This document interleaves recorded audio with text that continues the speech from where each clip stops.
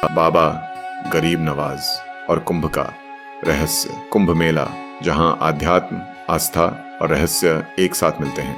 यह सिर्फ एक धार्मिक आयोजन नहीं, बल्कि सैकड़ों वर्षों से छिपे अनगिनत रहस्यों का केंद्र भी है।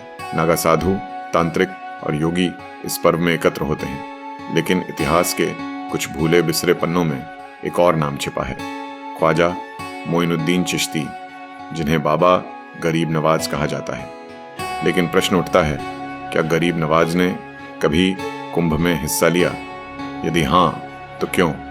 क्या हिंदू संतों और सूफी फकीरों के बीच कोई गुप्त संवाद हुआ था? और सबसे महत्वपूर्ण, क्या गंगा के जल में कुछ ऐसा छिपा था जिसे केवल वे ही जान पाए? ये कहानी हमें 12वीं शताब्दी के उस दौर में ले जाती है जब भारत रहस्यमय शक्तियों का केंद्र था। सन 1190 के आसपास एक रहस्यमयी संदेश अजमेर की गलियों में गूंज रहा था। कहा जाता है कि बाबा गरीब नवाज ने अचानक अपने शिष्यों से कहा, सत्य का द्वार जहां जल और प्रकाश मिलते हैं वहीं खुलता है, हमें प्रयागराज जाना होगा। उनका यह निर्णय अप्रत्याशित था। अजमेर में उनका प्रभाव चरम पर था, फिर भी उन्होंने गंगा जमुना के संगम की ओर यात्रा करने का निश्चय किया। कुछ इतिहासकार मानते हैं कि यह केवल एक तीर्थ यात्रा थी, लेकिन कुछ गुप्त ग्रंथों में दर्ज है कि वे वहां किसी से मिलने गए थे, एक ऐसे संत से जिनकी पहचान आज भी रहस्य बनी हुई है।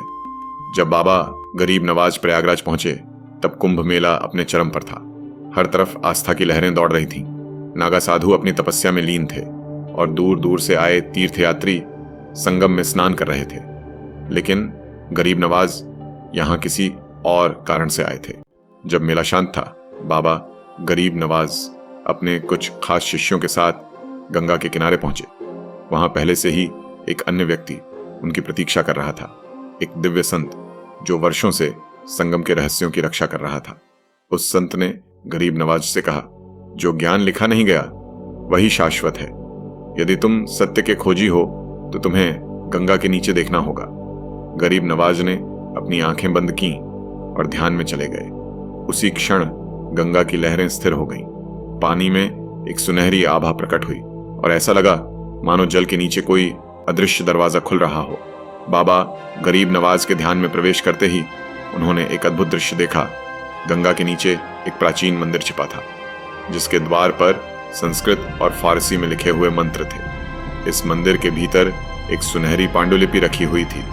तभी एक दिव्य आवाज गूंजी, यह सत्य का ग्रंथ है, लेकिन इसे केवल वही पढ़ सकता है जो सभी सीमाओं से परे हो। गरीब नवाज की आंखों से आंसू बह निकले। उन्होंने समझ लिया कि धर्म केवल एक पुल है जो सत्य तक पहुंचने का मार्ग दिखाता है। अचानक उनकी समाधि टूटी और वे फिर से गंगा किनारे खड़े थे। उनके चेहरे पर एक अजीब सी शांति थी।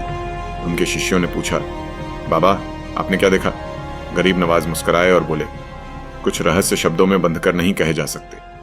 जब गरीब नवाज ध्यान से बाहर आए और संगम के रहस्य को अनुभव किया, तभी एक रहस्यमयी छाया उनके सामने प्रकट हुई।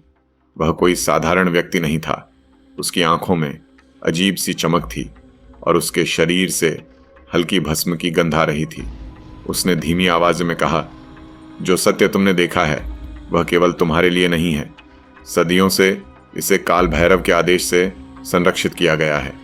केवल वही इसे समझ सकता है जो भय रहित है। गरीब नवाज ने उसे ध्यान से देखा। वह कोई साधारण संत नहीं था। उसके हाथ में एक त्रिशूल था। उसके गले में रुद्राक्ष और हड्डियों की माला थी। वह एक अघोरी था जो काल भैरव का अनुगामी था। उसने आगे कहा, तुम्हें जो दर्शन हुए वे इस युग के लिए एक संकेत हैं।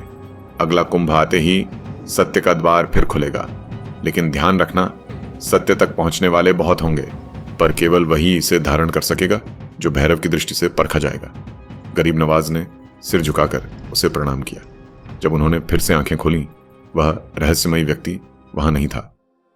गरीब नवाज ने गहरी सांस ली और संगम के शांत जल की ओर देखा। उन्होंने महसूस किया कि यह रहस्य किसी एक व्यक्ति के लिए नहीं था। यह कालचक्र की तरह था जो हर युग में नए सत्य खोजने वालों के लिए खुलता और बंद होता रहेगा। उन्होंने अपनी माला उठाई, एक आखिरी बार जल को प्रणाम किया और धीरे धीरे वापस मुड़ गए। उनके शिष्य उनके पीछे चल पड़े, लेकिन उनके मन में अभी भी प्रश्न थे। परंतु गरीब नवाज अब मौन थे।